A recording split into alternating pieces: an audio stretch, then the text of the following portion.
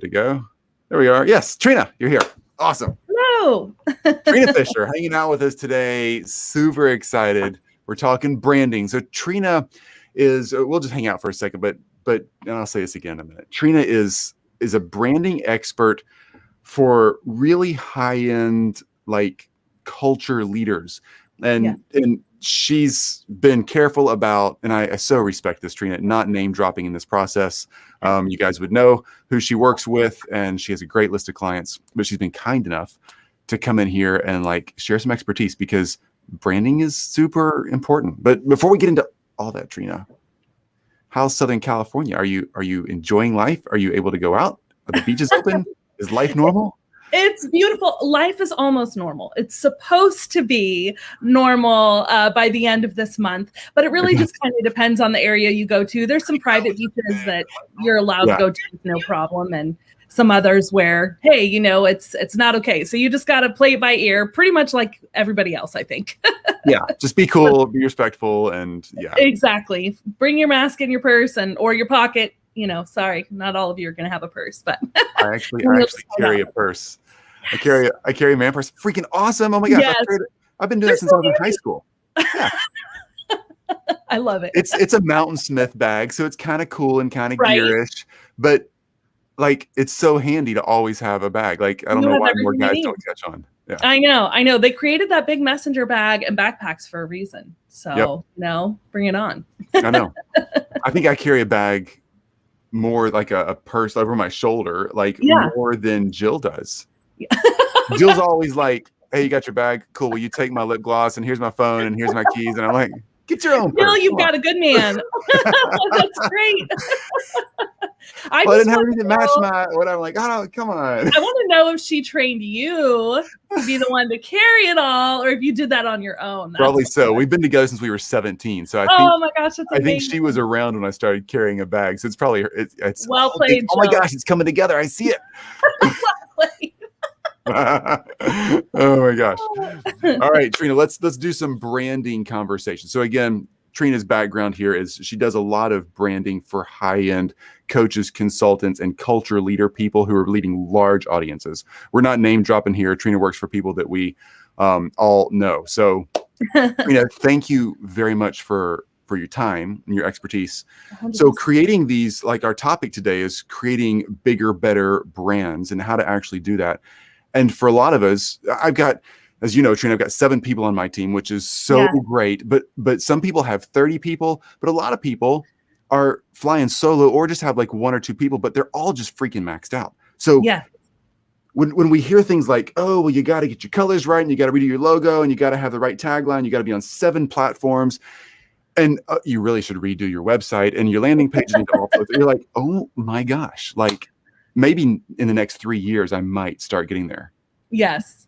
What's important, what's not? Start wherever you start. Like, where do we start thinking about building our bigger brand?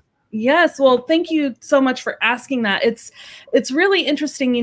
We work with people. Some of them are household names. Some of them are just really big names in their particular industry, but they're all high-level thought leaders. Mm-hmm. And, the reason why we really love working with this type of person is they have the platform and the opportunity to impact the lives of so many.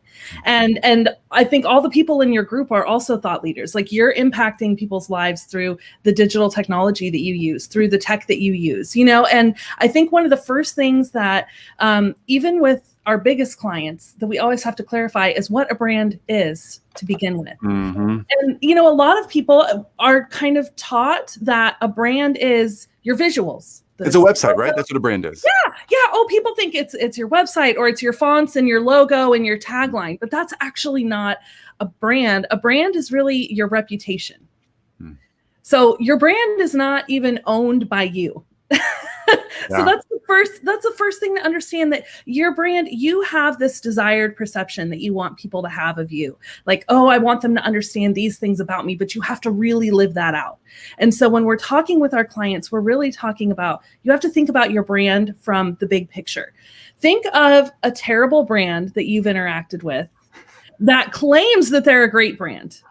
Okay, they've got all the fine, fancy, shiny things. They got the most beautiful website, but their customer service is crap. Okay, I got one. Totally. That was easy. I'm not going to say names. Yeah. Yes, that one. Now, I have noticed in crowds when I do this, a lot of people come up with some kind of cable company. That's exactly how I'm going.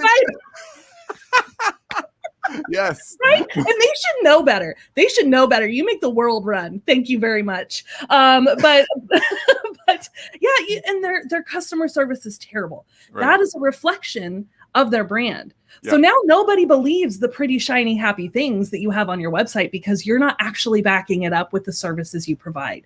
Yeah. So we really like to help reorient our clients to remember that your brand is literally the reflection of all the interactions that your audience has with you. Meaning your brand is kind of more, instead of the assets, it's more the feeling that your audience is experiencing when hanging out with you.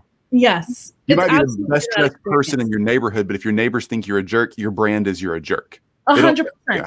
Yes. You've got cool shoes. No. Exactly. Yeah. You've got cool shoes, but that really doesn't buy you any points once we get down to who you really are, So it's that same thing. And so when we think about a brand, we really have to think about how do all the different pieces that you have interact.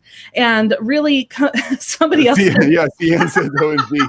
I used to work Sorry, I'm glad we didn't name names. Right. CN. So CN, like, they know this though, right? I mean, come 100%. On. They all know the joke's real.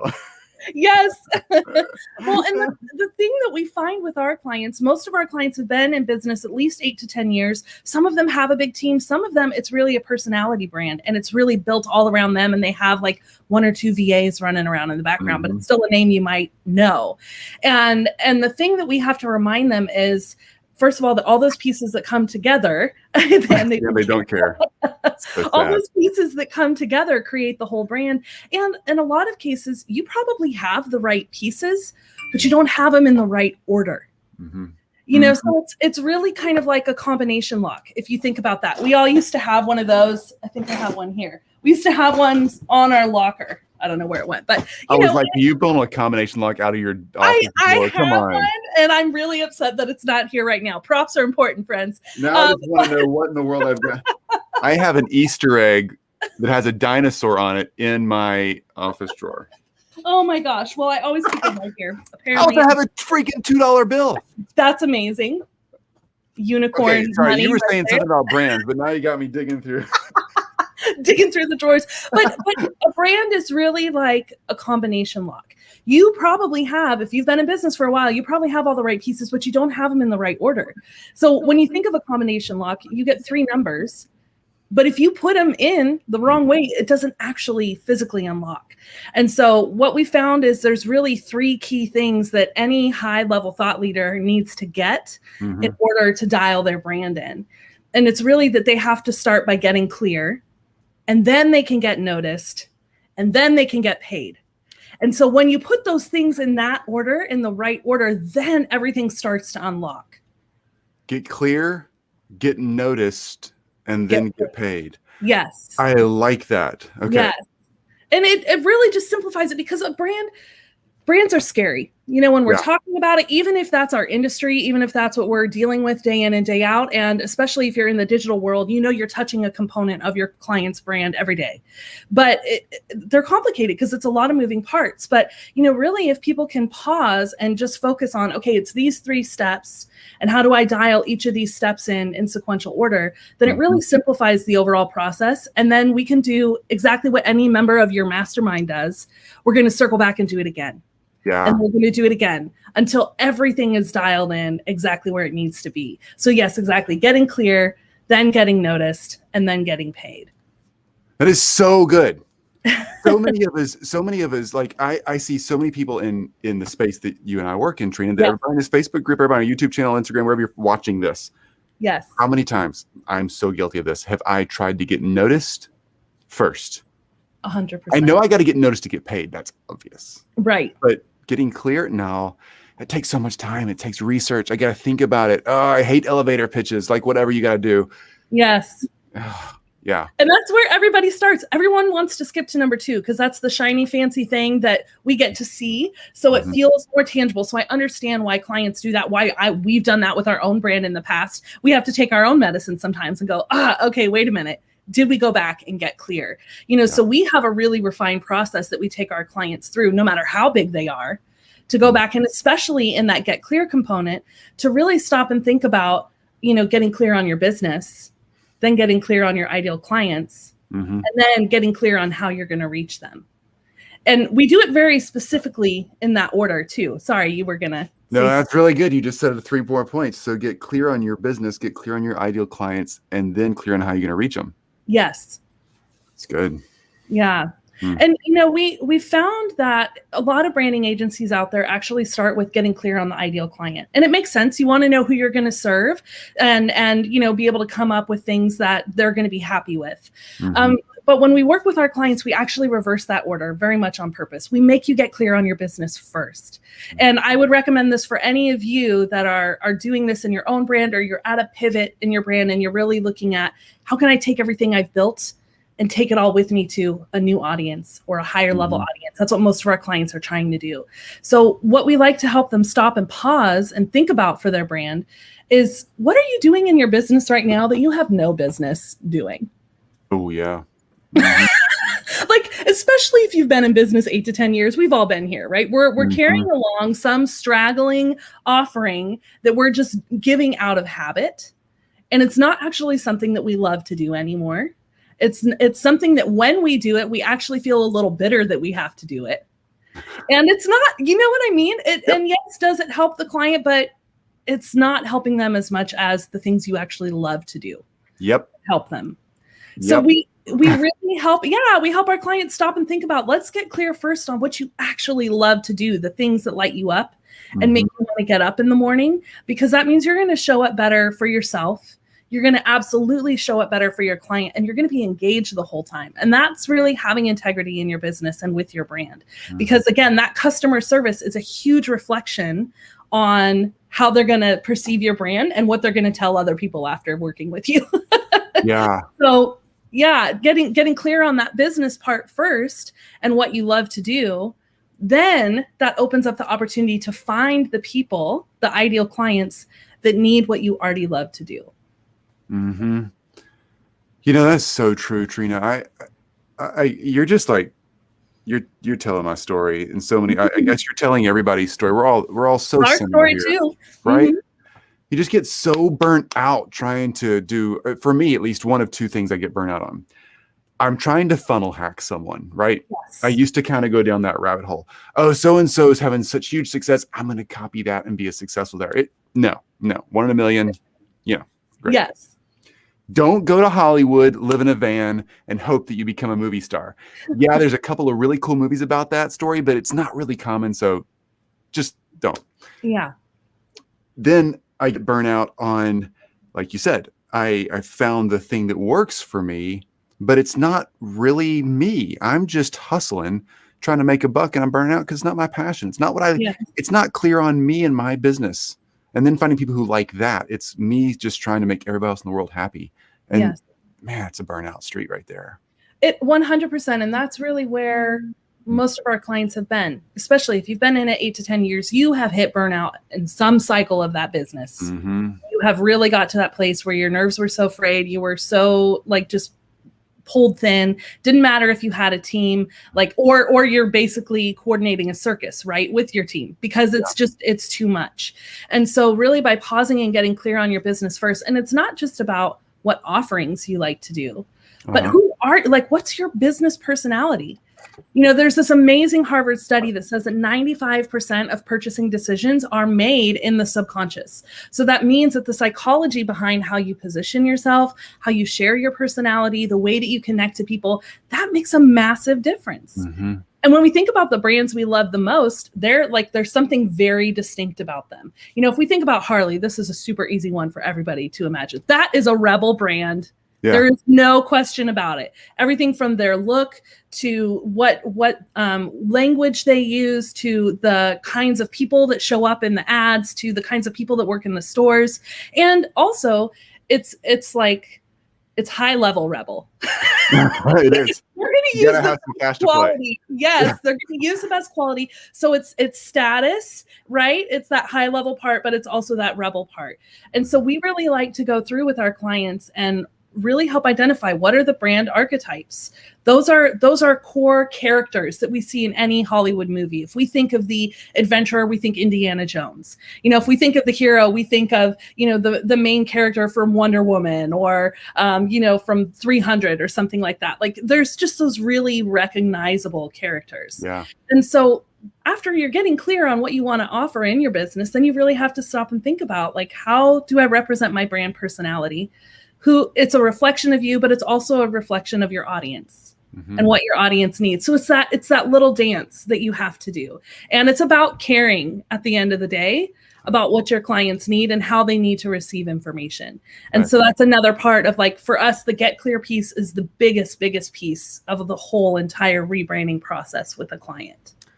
Okay. So once you get clear, how do you start defining, like, where to get noticed? Is that, do I get noticed just on the social media platform that I think my clients are on, or the one I'm most comfortable with, or there's so many directions you can go. And there's a lot of people that are probably in everybody's market on every platform. I mean, there's just, Yes. Well, and I think that, the core of this, even defining where to get noticed, actually happens in the get clear portion for us as well. You're doing that research there, but it is about, when you identify who that ideal client is, taking the time to think about, where are they spending their time? Is it on social media? Is it in magazine ads? Is it, through television? That is different for every business. It really depends on who you serve. But taking the time to dive into and understand kind of their demographic and their psychographics and what brings them to the table, what are they motivated by? And when you can figure out what they're motivated by, then you can figure out the best way to serve them and to reach them. Because if you're working with high-level CEOs, LinkedIn is going to make a lot more sense than Facebook, right? If you're working with 20-something fitness pros, that's 100% Instagram. If you go to LinkedIn, you are completely wasting your time, but yeah. So, and then it's really kind of looking at, are they reading magazines? What other what channels do they watch television on? That helps you to really look at all the other channels you can reach out to. Social media is always kind of the very first go-to. Sure, it's free. Because, it's free, or it's easy to get ads dialed in. You can get a lot of information very quickly, but it really just depends on the age and demographics around your clients and what they want. And then getting noticed is really about rolling out all the visual side of the branding, the things that most people think a brand is, right? So it's rolling out the brand identity, the logo and the fonts and the colors. It's bringing the website to life. It's getting that marketing material out there so that people know about you and who you are and who you love to serve. And then that's really that part where it all kind of comes together. Everything you did in the research starts to take physical form, which is what a lot of people love to see happen. Yes, that's where it gets exciting. It really is. Yes, yeah, because you see that tangible thing in front of you. And then there's, by the way, if anybody has questions as we go along, if you're watching live or replay, no worries. Wherever you're watching this, feel free to type your questions. Yes, please. We'll get back to you. Trina will get back to you. We'll figure it out. So we get clear, we get noticed. Let me go back to my little list here. Clear, and then get noticed, and then get paid. But we've all been down this scary path where we thought we got clear, and then we're paying out of our own pocket, time, money, whatever, to get noticed. And the payday doesn't happen. Like, it doesn't hit. Why is that? Why do we fall off that cliff? It's so exhausting. It is exhausting. And sometimes it's about, did you slow down enough to speed up? So there has to be a real specific process that you go through when you get clear. It doesn't happen in one day. It definitely doesn't happen on your own. Like, hire a brand strategist to help you with that. It doesn't have to be me. Make it somebody else. Find somebody that you know that owns a branding agency that can do that for you, because they see things in you that either A, you're not willing to admit about yourself, or B, that you can't see because you're too close to it. And so when you have that opportunity for somebody else to look from the outside and really see how all these pieces fit together, because they have that benefit of being a step back, they can see the whole picture in a way that you can't. So sometimes it's just that we didn't allow ourselves to get outside feedback. We're trying to do something fast, or ego's in the way, or whatever the thing is, but really getting outside feedback will cut down on that a lot. But also, this is always a test and tweak process. So you start with your current best thinking and all the knowledge that you have based off the research you've done. And then you go, okay, this worked, but this didn't. Let me dial that in. Mm-hmm. Okay, well, now that worked and this didn't. Let me dial that piece in. And you're just tightening the screws every time you take a pass at it. And I think that's probably something that you teach as well, Chris. I feel like I've heard you talk about that. That's always an iterative process. It is. And that's a really challenging process, though, because for me and my team, we want to succeed like every team, right? Yes. You're right. We absolutely had to hire someone to help us. Every time we start anything new, we hire a group to help us with the branding, the messaging, the whatever, because even though we talk a lot about that and we actually teach a lot of that in our right here live or in our masterminds, whatever, we're blind to our own issues. It's like we all have friends. We know, we tell them you got to break up with that person. Yes. But they can't freaking see it, you know? Yes. Yeah. We several years ago went through a rebrand, and and so we hired an outside firm, and we were paying them like 3 times more than what we charge to do the same work, which was hard, but you have to live up to what you're telling your clients. You better get somebody that you trust that can see in a bigger, higher level than you and make that investment in yourself. Because if you're not willing to do that for yourself, then how on earth are your clients going to believe that you're going to take the time to do that for them properly? You know? So true. Yeah. And so well, I was going to say, as we've learned to take that step over the past probably 7 years, I finally just stupid me. I wish I'd done it 20 years ago. Finally learned every iteration, you got to hire somebody to come and get it right. But that allows us, what that does is, even though it's scary to pay someone else, it allows us to like make a jump that we're very sure is going to be profitable fast. Yes. And it might not be the most profitable thing in the world, but what it does is it allows us that little bit of profit. It brings in enough money, it pays for itself, it's worth it, and now we're off the races. But it allows us to show up every day at work, and my team and I do this all the time. Hey guys, we're here today, and we're here to learn. We're here to learn, make adjustments, and grow. That is what every day at my agency is all about. Because we have enough money coming in, enough profit coming in to have that space, but we wouldn't have had that if we hadn't hired somebody to start it off. And then once they start off, we're iterating, like you said, just constantly tuning it up. Yeah. Well, and I think it's one of those things also that, you know, we have clients that come to the table and they're like, I've had my business for 10 years. You're not going to tell me anything I don't already know. And it's like, okay, but are you part of a mastermind group? Are you part of a coaching situation? Like you understand the value of somebody who's like steps ahead of you or light years ahead of you, depending on the situation, right? That can really look back and say, these are the pieces that you're missing. And also, you know, when you have those things that are in your head that you don't know how to communicate, and so you're trying to tell your team and your team doesn't understand you and you're like, why don't you get it? It's because you're not putting it in the words that they need.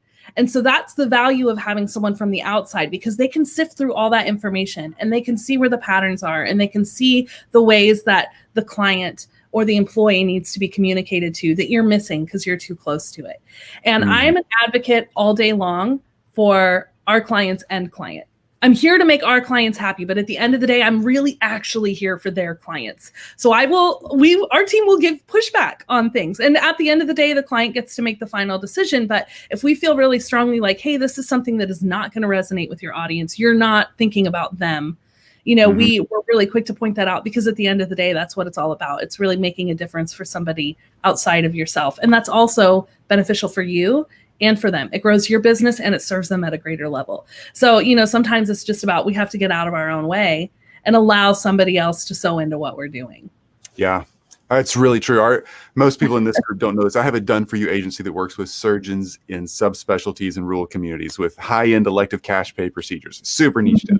Yes. We spend 90% of our time as an agency working on, it's plastic, cosmetic surgeons, all that kind of stuff. We spend 90% of our time working on connecting and communicating with patients, not with doctors. Yes. Because you're right. We found that when we got really good at attracting patients to doctors, the doctors just fall over themselves to get to us. It's the wrong way around it. If you focus on, in some ways, focusing on your client is not the thing. It's focusing on your client's client that actually makes your client happy. Yes. Yeah. And that's, again, why we follow the certain process in our strategy, and why we really make sure that when they are getting noticed, that it's not just going to make them happy, it's going to make their end client really excited to engage and be part of this brand. And as you continue to tweak those things, all of that adds up to getting paid. You're being seen in the right areas, you're getting noticed by the right people, they're feeling heard and seen. And the get paid component of what we do is, some of that is built in with get noticed, because you're most likely launching with some kind of service offering or an e-commerce product or whatever the thing is for your business. So that's built in. But then it's about coming back and reviewing what kind of feedback you've had. All of you, especially if you're working in the digital, agencies, you set Hotjar, right? You review the email campaigns, you're following click-through rates. Like you're looking at all those things and you're tweaking that so that they can continue to get paid better and better and better. You're looking for those opportunities to add a really valuable upsell for the client. But also, a lot of our clients, they're authors or speakers, and what they're trying to do is then go through a phase of, I'm taking what I'm saying on stage and now I want to turn it into a course. I want to be able to teach people through a mastermind or through online course. Online course is what most of our clients do. If our clients need to do a mastermind, I will now be sending them right over to Sir Chris Williams over here. I want to meet some of the people that you have as clients, because you got some freaking cool clients. Yeah, thank you. And at the end of the day, I think the best thing about it was so intimidating to start work with this level of client, but we're all just people. Yeah. At the end of the day, they're scared of the same things that you and I are scared of. They're excited about the same things. We're all literally the same. They just have a bigger spotlight. Yeah. So I think, and that's really part of our brand too. And the reason why we've landed some of these clients is because we're like, hey, you're big and shiny, and we love that, but we also don't care about that. Yeah. Yeah. At the end of the day, we're people. We're not going to pretend to be fancy and bigger than we are. We want to have fun. We want to roll up our sleeves and get the work done with you and have a great time doing it. And we have had more than one client say, I chose you guys over a much bigger, shinier, fancier agency because I could have a real conversation with you. And I think the best brands know how to lean into the thing they're insecure about that actually makes them them. So true. It's so true. You're gonna love this. Trina, I don't know if you know this. I don't drive a car. Actually, I have a license. I have teenagers. Jill has we have cars. I got cars all over the driveway. But I got rid of, this is the second time in the past decade I've gotten rid of a car for more than a year. I love bike commuting. I have an e-bike, a bike, and an electric skateboard. That's me. I almost pulled up. I was on my old 1990s mountain bike yesterday, and I almost pulled up. I was at a shopping center, and there was a brand new, beautiful white Bentley. And I almost tied my bike up on a tree behind the Bentley, and then was going to pose in front of the Bentley like so many people do, in front of their flashy car, trying to be something I'm not, That's great. Because I think it's so funny, but you're right. It's not about how flashy you are. It's about the results you're getting for your people. And on that note, Trina, one of the coolest things you're doing, I think right now, is not just doing the done for you services for these amazing superstars you work for, but you're actually taking people through a group process to show them as a group how to actually do branding the right way. So you don't have to be the superstar, but you can actually get there by being in a cohesive group led by you and Gretchen and your team. It's my business partner. Yes. Yeah. Yeah. Because there's so many clients out there that they want to be at the level that our clients are at. And look, we're a piece of where they've gotten, but they have other teams and other things in place too. But they just want to know, I don't understand the thinking.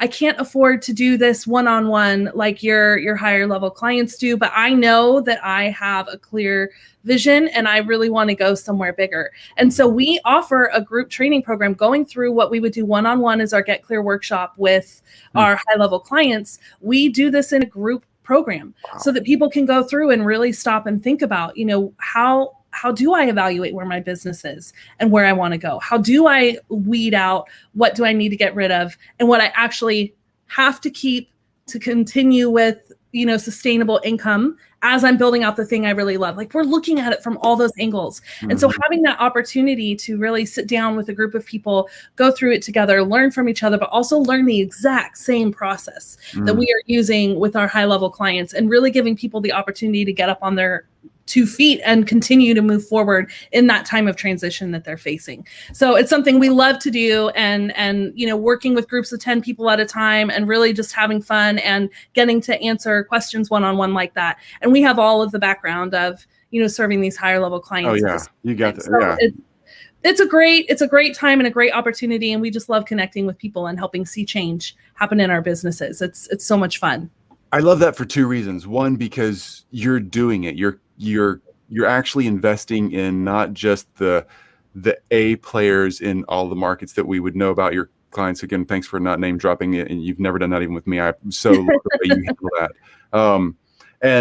And two, you're like showing so many people a pathway to share their expertise, not just you and your group doing branding. I mean, because your group's amazing, and you can help all of us really get paid with our branding the right way and getting clear on that.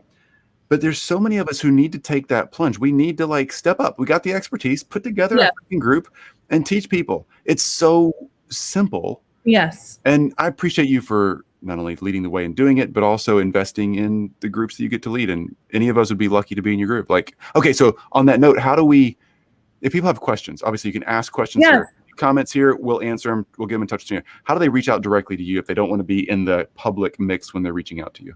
Yes. Well, thank you so much. I mean, really, we're about helping brands make a bigger impact. And so if that is something that you're looking to do and you're like, hey, guess what? I already have all the get noticed and the get paid stuff dialed in, but what I need is the get clear. That is what we love to do. So if you're ready for your brand to make an impact, you can just book a call with me, a 30-minute session, a brand impact session. Cool. And you just go to leftrightlabs.com/impact. And we'll hop on a phone. I'm not a salesy person. I will be 100% honest if you're not somebody that we can serve. But I'm also connected to a lot of people that might be a great fit if we're not the ones. But, we have just so appreciated the communities that we've been involved with over the years. We would never have grown to the level that we're at without that. And so it's just one of those things when we can feed into that and we can help other people come in and move along. Like, it's the best feeling because that it has that ripple effect. And that's what we're all about. I love that. Love that. That's super simple. Left, right. Did I spell that right? Left, right, you lab. You did. Left, right, labs. Yep. The left brain and the right brain coming together. And when you're in the lab, you're setting measurables, you're testing theories, and you're making things happen. I get that. Yeah. I know. I totally get the branding. Well done. I just don't get spelling. So I didn't want to screw it up. You're good. You're good. That's awesome. Trina, you're amazing. Thank you so much for giving us 31 minutes of your time. I really appreciate that. I really do. Okay, folks, ask questions below. We follow up on those. If you don't want to be all public about it, I totally get it. Just reach out to Trina and her team and hang out with her for 30 minutes. She's obviously super cool person. Thank you. You'll learn more than you could ever imagine in 30 minutes from Trina, I'm sure. All right, Trina, you're the best. Oh, thank you so much. And I'm happy to answer questions and however I can help people move forward, thrilled to do it. So you just let me know the best way. Is Trina on C8? I am on Clubhouse. I have not yet led talks on there. I probably should. I am on Clubhouse though. Let me see if I can find my little handle. So yes, she is. But if you want to actually talk to her, it sounds like the call's the better option. There's just too many things to keep up with. We don't have the team to help us. I struggle with I struggle with Clubhouse because I don't have time to sit there and just hang out in a room. It's a really cool platform, but I need structure, and it's too floaty for me. That's just me.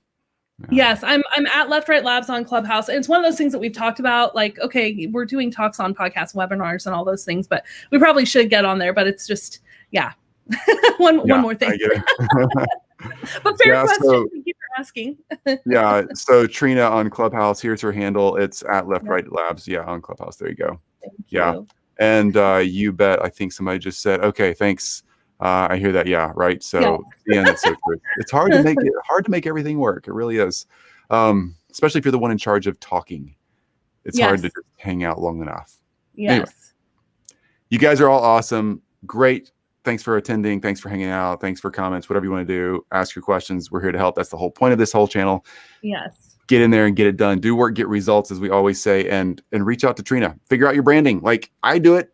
Everybody who's successful, get somebody else to just pitch Yeah. in and look at it. She'll look at your website. She'll pull up some stuff while you're there. She can like point you in the right direction. In 30 minutes, you'll actually learn something. That's super, super great.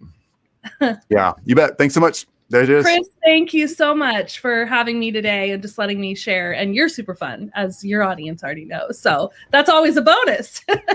Because I have a $2 bill. You have a $2 bill. Yes, you do. All right, Trina. Thanks. Thank you. Y'all have a great one. Bye, guys.